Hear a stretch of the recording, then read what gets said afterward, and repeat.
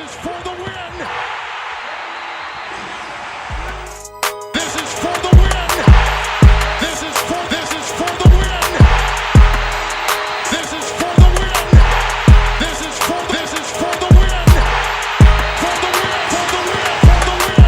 For the win. For the win. For the win. For the win. For the win. For the win. For the win. For the win. For the win. This is for the win.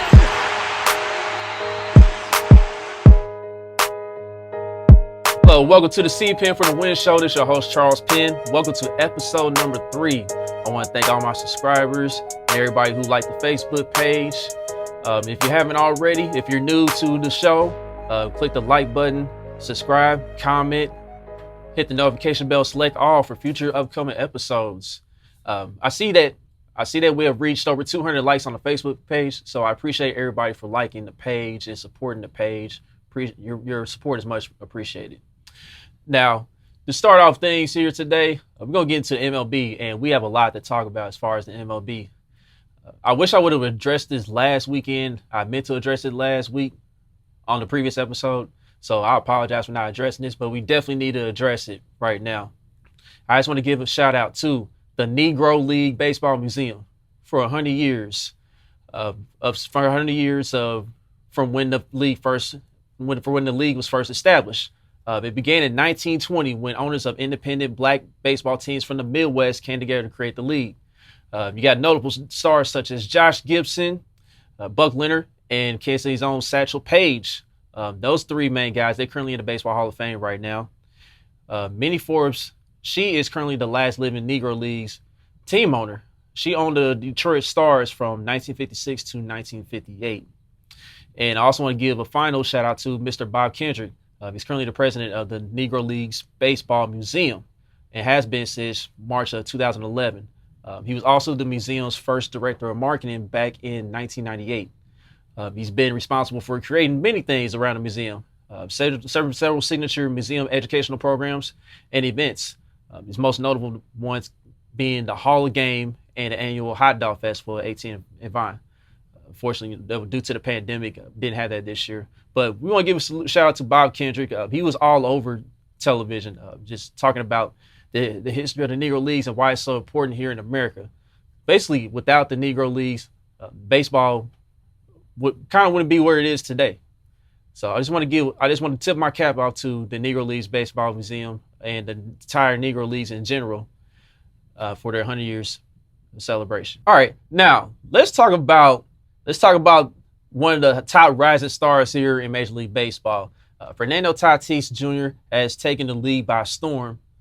You know, other than Mike Trout. Mike Trout's still the best player in the league. But Fernando Tatis Jr., he's on pace, and he's not that far behind. His current pace of production is already comparable to what Mike Trout did in the first 109 games. Tatis, he's currently hitting .316 with 33 homers, 81 RBIs, with a .998 OPS and 22 stolen bases. Now, this is comparable to Mike Trout and what he did in his first 109 games. Mike Trout hit .314, 8 homers, 60 RBIs, with an .894 OPS and 34 stolen bases. So Fernando Tatis Jr. has something to say as far as putting his name into the hat as far as being the best player in baseball.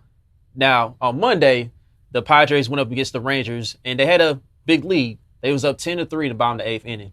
Bases were loaded with 1 out. Tatis was at the plate, and he was ahead 3-0 in the count.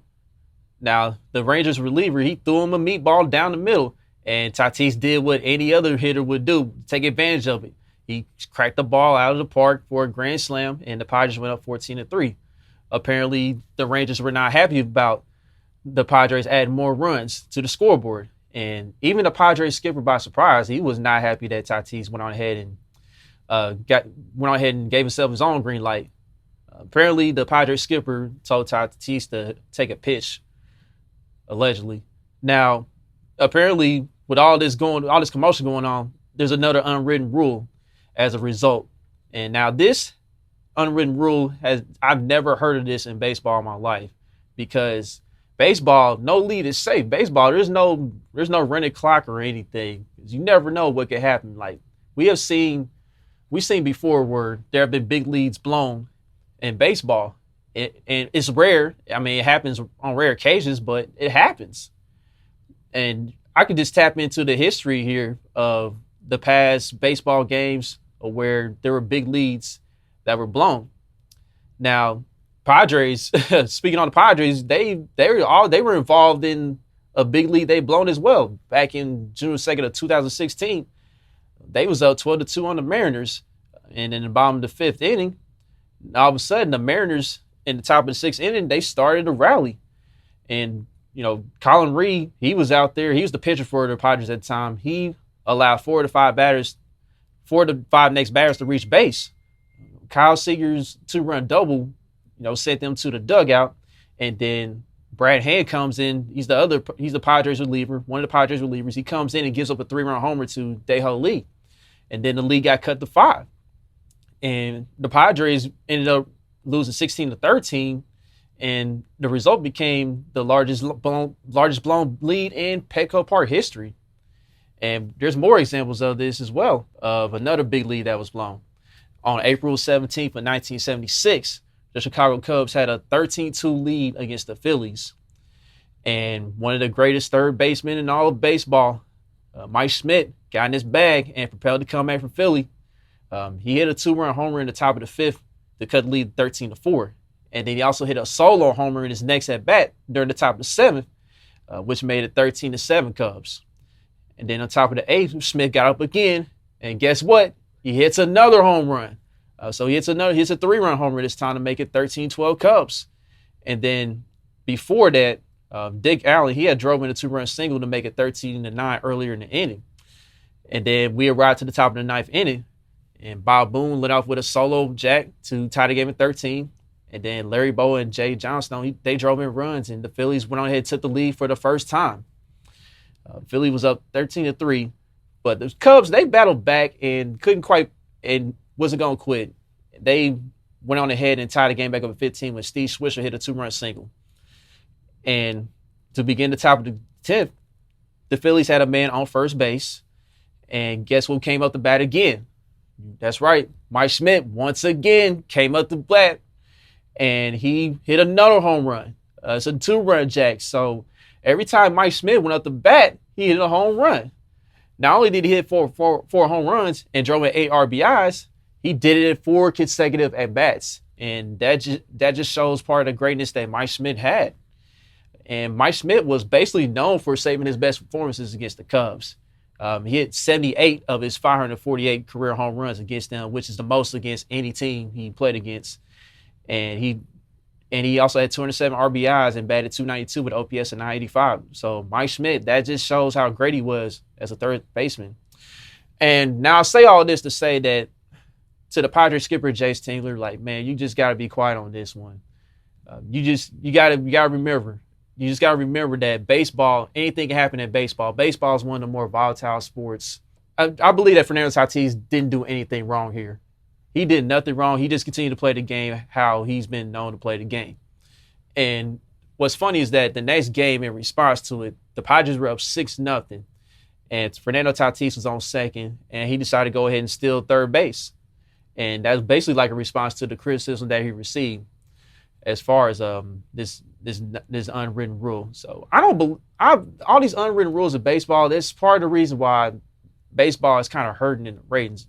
I believe baseball, they attract more of the older crowd. And I believe baseball, they have a hard time marketing the game because back then, growing up as a kid, like in the 90s, they had no issue marketing their stars. Ken Griffey Jr., he made baseball cool, with the backwards hat, and he had the Super Nintendo game and just his style and flair. And they also promoted Frank Thomas, the Big Hurt.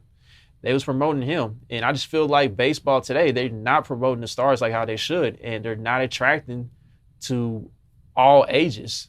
And I believe that's why baseball is hurting a bit in a sense. All right, so instead of Fernando Tatis Jr. getting all this criticism for what he did, he should be actually praised for how he's been performing. So for Fernando Tatis Jr., keep doing what you're doing. Keep playing the game how you was taught to play the game. And keep rising. All right, so we're going to get into the Reds broadcaster, Thom Brennamann here. If you guys watched the Reds and Royals doubleheader, the second game, During the commercial break, he had said some things that he was not supposed to say. He thought he was still on commercial break, and things slipped out here. During the second half of the Reds Roast doubleheader here, he says an anti-gay or a homophobic slur. As a result, he got suspended. And during that, after he realized that he was being recorded and the Reds were back from commercial break, he apologizes on air while essentially being replaced by Jim Day for the rest of the game. Now, in the middle of this apology, it's wild how he was still calling the game in the middle of the apology, because Nick Castellanos had a solo home run in the middle of his apology at the top of the 5th inning. And the funny part about that is the ball lands near the judgment free zone sign, and it looks like it was sponsored by Planet Fitness. So you talk about some irony right there. The ball landed near a judgment free zone when they had judged this community. we had judged the community during your commercial break. But he goes on to talk about being deeply ashamed and not knowing if he's going to be put on a headset for the Reds again. Well, yeah, man, like, it's pretty obvious that you was going to lose your position after that. But I believe his apology ended up being phony, because he apologized to everyone that's part of the Reds organization. He apologized to Fox Sports Ohio, but he didn't address the LGBTQ community in his apology. So I don't know. Thom Brennamann, I don't know what his thoughts are. I don't know him as a person or anything. But at the end of the day, if you're working in any type of media or any type of business or any type of industry where you're just gonna be in front of the camera, just talking to the people, it's best to not even touch on that particular subject. Best to not even, speak on that. So I just want to say that, he deserved to be suspended for what he said, and you can't have that. You can't have that at all. As far as like being the guy who's going to commentate the game, being the guy that's going to entertain the people a little bit. So that's how I feel about it. And the Reds did the right thing. All right, we're going to get to the NBA playoff bubble here. And what we have seen is the unexpected. A lot of people haven't been expecting the unexpected in this new format. It's a totally different environment as far as the bubble is concerned. And we started to display here with the top teams in the NBA. The Lakers and the Bucks and the Clippers are all struggling right now to adjust to this new format. These top teams, while they are talented, they usually thrive off of fans being there in the stands and, allowing them to carry the momentum to go out there performing. Meanwhile, these other teams, they got the roster to basically get used to this type of environment here. And what we've seen is that there might be possibly the change of the guard here in this format. It goes back to what my guy Rashad Phillips said. Shout out to Yoda. He said this in a tweet. He said the bubble's like the rec center. Portland and Houston have the best rec teams. The traditional NBA structured teams will continue to struggle in the bubble. And that's basically what we've been seeing so far. And how he has his rankings here, best rec teams in the playoffs, in his eyes, he said Houston, Toronto, Portland, Dallas, and Boston in that order. And the best NBA teams in the playoffs, he said the Lakers, Clippers, Milwaukee, Miami, and Nuggets. And he said there's a huge difference. And we kind of see that here. And he goes to talk about how, some of these rosters here with top backcourts and teams that are kind of small, and they can run and, control the transition and get out on the break. As to where these traditional teams, they have a hard time adjusting as far as being able to get in position to defend or just running their offense. And right now, the Lakers, they recently lost to Portland in Game 1, and they're currently about to play Game 2 and Game 3 over the course of these next few days. Right now, LeBron, he's currently at a point where he could be facing, a legacy game. And I feel like if the Lakers don't win Game 2, they could be in some serious trouble.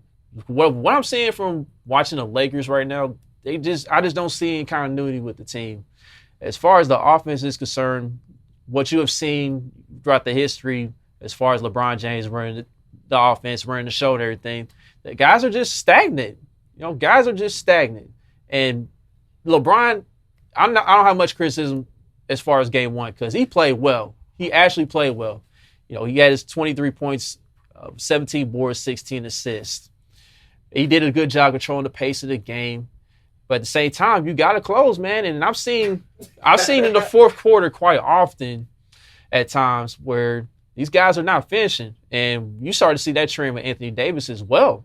AD, he did a tribute to Kobe with his 8 of 24 shooting in a bad way. 8 of 24 shooting. 8 of 24 shooting with 28 points. So AD was doing most of his damage at the free throw line. So what I'm seeing right now is if Anthony Davis is not doing his damage from the free throw line, he's struggling.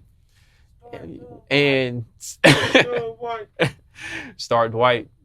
And here's the thing. Too. With LeBron fans, it's always something wrong with the lineup or it's the coach's fault at times. You have a question? Yes, I do. A couple of them. Well, not a couple of them. So one, how do you feel about the Lakers trying to basically have a built-in excuse as far as like they're still adjusting to shooting because of how dark it is in the back or whatnot, and on top of that, LeBron already talking about just internal problems that they're actually dealing with within the Lakers. I don't know if the organization itself or the locker room. Those are my two questions. The excuses aren't warranted to me because everybody's in the same situation as far as not having fans in the stands and not being able to shoot in their own arena. Everybody has to adjust. And the outside factors that LeBron's talking about, I think there's more behind the scenes. But because I do remember him, you guys may not know this, but he was complaining about the rims. He was complaining about the rims one game when the Lakers were originally coming out the gate struggling to shoot in this restart. And I'm like, there's nothing to do with the rims, man. Like, you guys just aren't getting it done right now. And just to go back to this recent game here in Portland, what I'm seeing from the Lakers is they don't communicate well on defense, man. It's like what Portland did a great job of is they did a little less pick and roll, and they started to swing the ball around a little more. And more guys cut to the basket. Like, you see Dame would hit Nurkic at the top of the key, and then Dame would just go. Dame would just go cut to the basket, and Nurkic was hitting him with the pass, and Dame would get an easy layup or a dunk. And I seen that on 3 different occasions. And like in that fourth quarter, when the Blazers, they did get behind all of a sudden, you know, Dame went into his mode and took over. Because in the previous quarter, he was just trying to conserve energy just so he could have the energy in the fourth quarter to close. And CJ McCollum was big in the third quarter to keep as far as keeping the Blazers in front and keeping them in the game. Now, besides Dame taking over in that fourth quarter, you know, Melo hit a big 3 and Gary Trent hit a big 3, and those guys defended well. Did you have a question in the back? Oh, okay. All right. Well, and as far as the Lakers are concerned, LeBron, like, even though he did have this great, you know, triple-double game, at the end of the day, the Lakers actually need him to score a little bit. Like, if you're LeBron, you got to be a little more aggressive. And I think the Lakers in game 2, they do come out a little more aggressive offensively. The Lakers, they just got to attack more. They just got to go downhill a little more. And LeBron needs that 30-plus point game. And as far as like the role players are concerned, everybody talking about Danny Green, you know, and Danny Green's not showing up and he's not hitting the shots and everything. Yeah, some of that is on Danny Green. But Danny Green, I think he needs to catch the ball, come out. I think he needs to catch the ball in rhythm. He needs to be in rhythm and to be able to shoot those threes. And I think Danny Green would be better off if he's catching the ball in rhythm and shooting those threes. And he might get something going from that aspect because when you see him play in San Antonio and Toronto, he was catching the ball in rhythm more instead of just standing around waiting for the ball to come to him. And another thing with the Lakers, I think they may need Deion Waiters this game too. I think Deion Waiters would fit better in this AAU style of basketball to where it'll be open court. And I think the Lakers, they just need that other playmaker. They need a third option to step up. Not saying that Kyle Kuzma hasn't been doing his thing, but the Lakers need one more guy to go in there and play, make, and score. They got KCP. KCP. KCP. I had seen some on the timeline and somebody used his acronyms and said "kid can't play," and that's what we're looking at right now. It looks like KCP can't play right now, but KCP does have an opportunity to redeem himself, and he just got to step it up, man. So the Lakers, I still got the Lakers win the series in 6 games, but if they go ahead and lose game 2. It's trouble. 5 games. 5 games. I can't see him going. I can't see him winning 4 straight games. But I'm not gonna lie to you, Charles. I got Blazers in 6. Ooh. Okay. No, Oh, okay. I had Blazers in 6, Charles. I don't like what I'm seeing, to be honest with you, man. I think that guard play, it's kind of crazy, man. I don't know if they can. I guess we'll see tonight.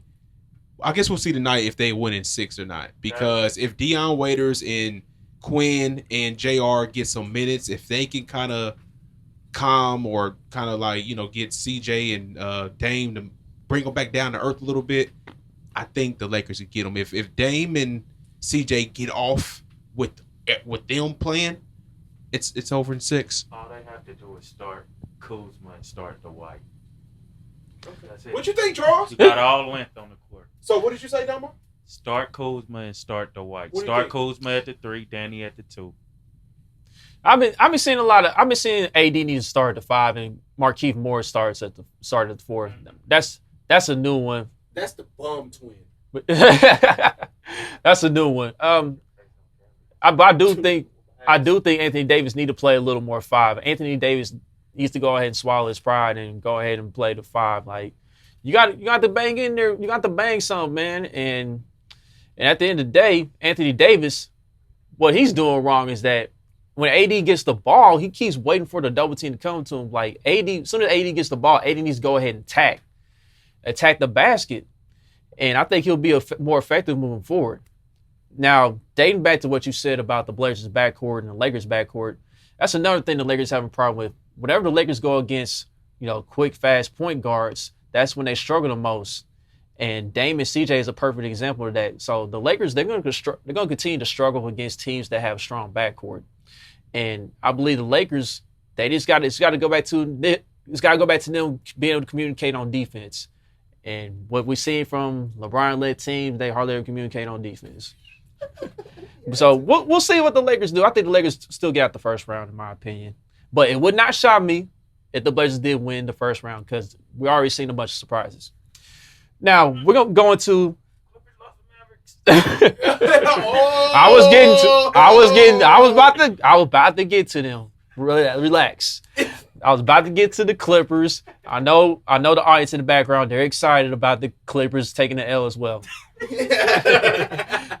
Now, what we're seeing, yes, Luka has been outstanding in this playoff debut so far.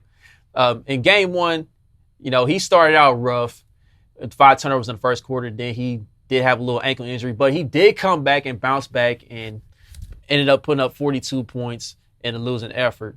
He did have over 10 turnovers, but in the next game, he played much better. He played a little more in control, and I believe he only had 1 turnover. He ended up with 28 points, 9 boards, 7 assists. And all the other guys on Dallas, they stepped up too. And what I'm seeing from the Dallas Mavericks is they're getting to the paint on the Clippers as well, right? You're seeing that the Clippers without Pat Bev, it seems like every time that Pat Bev is out and not in the lineup, that's when things go bad for the Clippers. And I've said it many, many times on social media that when the Clippers start Reggie Jackson, when he's playing starter minutes, things do not go well. Like, you can't play Reggie Jackson more than 20 minutes because once Reggie Jackson gets out on the floor for more than 20 minutes, he gets a little erratic out on the court and tries to play a hero ball. And I believe Doc Rivers, part of that's on Doc Rivers too. Doc Rivers needs to do a better job of, letting guys know what their role is. It seems like there's some guys on the team that don't know what their role is. There's some guys that are still playing that individual type of basketball. And what I've seen from game 2 with the Dallas Mavericks is that, as I said earlier, they was getting to the paint quite often. And when they got to the paint, guys were cutting to the basket. And they did it repeatedly over and over again. They was able to get to the teeth of the defense, mainly from when they drove to the basket on the right side. Yeah, question. I got two things to say. Would you say it's hard? One, would you say it's hard to beat a team with a Curry on it? And two, I don't know if you listen to the Joe Budden podcast or not, but he says there seems to be tension between Paul George and Kawhi Leonard. He says this he's been saying this since darn near since they got in the bubble. You know what I mean? So what do you think? Are you observing tension between them? So that Curry part is funny. Steph Curry, he stepped it up big. The Mavericks needed that production. Steph Curry had a monster game. He had a monster 15-point game. And that's what you usually get with Steph Curry when he has his big games. When he's got limited uses, of course. But as far as Paul George and Kawhi, you've seen it earlier, like during the regular season, when the regular season resumed, you seen when Dame Lillard missed those 2 free throws, and Paul George and Dame and Pat Bev, they was all going at it on social media on Dame's post. You know, Paul George talking trash, talking about, well, you guys about to get eliminated anyway. And Kawhi, and believe it or not, you guys don't know this because Kawhi doesn't have social media. Kawhi had to step in and tell Paul George, look, focus on the main thing. We're here to win a championship. So just continue to stay locked in. Don't get caught up in that nonsense. That's what non-championship teams do. And then, like, you know, you seen Paul George, he struggled last night. And I just think there might be a little bit of tension, but it's not as much. You know what I mean? Like, it's not as much. Because I think Paul and Kawhi, they'll eventually get on the same page.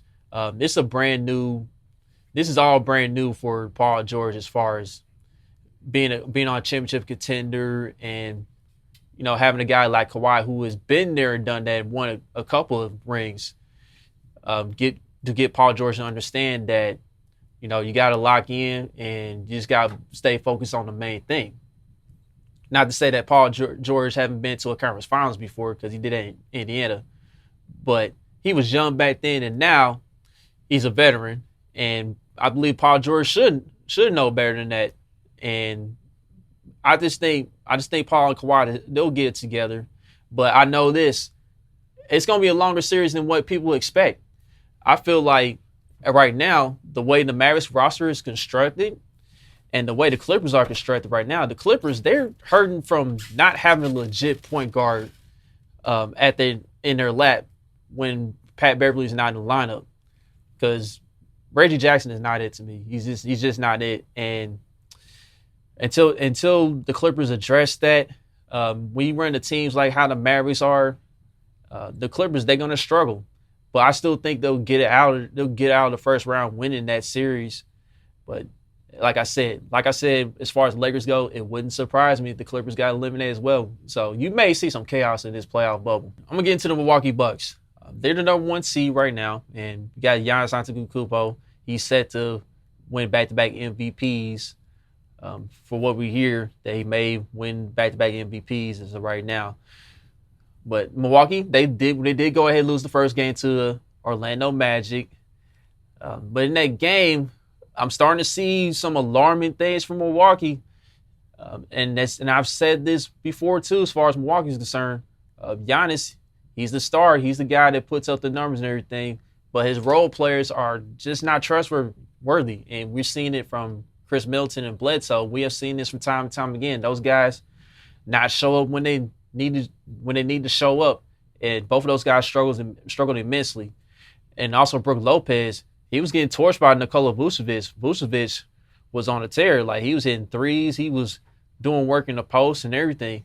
And then everybody from Orlando, they stepped up as well. Markelle Fultz had a nice game, and DJ Augustine had a nice game. That backcourt was doing work. And this was all with Evan Fournier struggling. And Milwaukee right now, here's the thing with Milwaukee. With Giannis, you know, as great as Giannis has been, and, you know, he's put on another MVP season, the thing with Giannis is, things I'm noticing with Giannis is that his jump shot just, it looks like kind of like a shot put. You know, when you go back to his rookie year, Giannis, to me, his jumper looked a little smoother. Like, Did it look a little bit unorthodox? Yes, but Giannis was shooting the ball better this rookie year, and he looked a little more confident in his pull-up. And you starting to see, like, when he plays, Giannis kind of plays like a lanky big man in a sense, with a little bit of handle, but not too much. I think Giannis, what we saw from game one, Giannis need to probably add a little more in his bag in the offseason. And to me, right now, if the Orlando Magic had Jonathan Isaac, he would have caused even more problems for Giannis, in my opinion. Because you had seen, like, in the last 11 minutes, I don't think Giannis scored at all. And Giannis was getting a little frustrated. He was trying to force the action, trying to do his little patented spin move in the lane and try to finish strong and everything, but Orlando was prepared for it. Now, I think the Bucks, they're going to win 4 straight. I believe they're going to win 4 straight and go ahead and beat the Orlando Magic. But it's just some things to look out for as far as Milwaukee is concerned. And about Coach Bud has been known to have good teams in the playoffs. You've seen him with Atlanta. Atlanta went to the playoffs consecutively. But Coach Bud, at times, he'll have a hard time adjusting. Like, he'll hardly ever adjust to what's going on out on the court. And that's just something to look out moving forward. And that's why I think Milwaukee could possibly get upset here. As we're seeing that Miami, they're up 2-0 in their series against the Pacers. I think if they play Miami, I think they fall to Miami because Miami, they got the roster and they got 2 guys that defend well. And Bam Adebayo, we've seen just about every matchup against the Bucks this year. He's pretty much shut the water off when it comes to defending Giannis. And I think if the Bucks don't adjust to that and Chris Middleton and Bledsoe don't get their act together as far as stepping up, the Bucks, they could get eliminated by the Miami Heat. And I think the Miami Heat are going to eliminate them if they face each other in the next round. So Milwaukee's going to get it together here in this first round series. They're going to get things back on track. But as far as the next round moving forward, I have a hard time seeing them get to the finals. All right, we're going to touch on the NFL here real quick. There's a lot going on as far as in the NFL trying to prepare for a season without many things that you're going to see in the stadium. The NFL, they're working diligently by the day before the season arrives in September to make sure everything's a go and things can run as smooth as possible. Teams, they still have a training camp, preparing and getting ready to go. But we have seen some protocol changes that are going to take place for this NFL season. There's going to be some groups that are prohibited from being on the field. Like we've seen the NFL Network sideline reporters and pregame TV reporters, they're not going to be on the field, so you won't have that. And then cheerleaders and mascots, they're not going to be on the field either. And it's another way that the NFL is going to look different with COVID-19, the pandemic going on. And the NFLPA, they also going to remove the language specifically prohibiting post-game jersey exchanges. But the players won't be able to exchange the jerseys themselves if they want to do a jersey exchange. So, everybody that's going to be on the sideline, they're prohibited from sharing their personal items.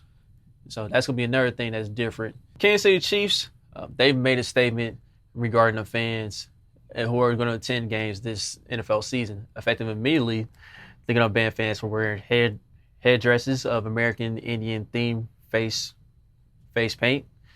And they're also going to be reviewing the Arrowhead chop to see about removing that as part of the chant or cheering on the team. Now, we have seen controversy with the Washington football team when they had their previous mascot name and they eventually got that removed. So the Chiefs, they've been well aware that their mascot name may have a little bit of controversy here and there. Their mascot name, they was named after the former mayor of Kansas City. I believe it was Ray Bartle. Of course, we have Bartle Hall down here in downtown Kansas City. That's named after him too, the Kansas City Convention Center. The Chiefs organization, they have done a great job being aware of all things involving what's going on socially throughout the world, and they're taking actions in that nature. And you know what? I agree with them. I believe the Arrowhead chop, it is kind of mocking the Indian heritage, and I believe that should have been taken out of what the fan base usually does as far as cheering on the team and everything. So, I mean, I give a salute to the Kansas City Chiefs for taking action in that aspect. Speaking of the Washington football team that I previously mentioned, I believe they're one of the team. They're one of the teams that's trying to make a little progress here with all the changes going on. Of course, they've been a part of controversy as well, having to release Darius Geis with his off the field issues and everything. But they went on ahead and hired Jason Wright, who is going to become the first black NFL president in NFL history. He's currently 38, and I believe he's one of the youngest, if not the youngest, team president in NFL history. He's going to be responsible for leading the organization's business divisions, including operations, finance, sales, and marketing. And Jason Wright, as I don't know if people know this, he used to play in the NFL. He played for the Arizona Cardinals. So big congratulations to Jason Wright, and I hope he does a great job here. All right, and that concludes the third episode of the CPEN for the Win show. I want to thank everybody for tuning in. And don't forget to hit the like button, click subscribe, comment, click the notification bell, and select all for future upcoming episodes. Until next week, it's your host, Charles Penn. I'm out. Shay with the sauce boy.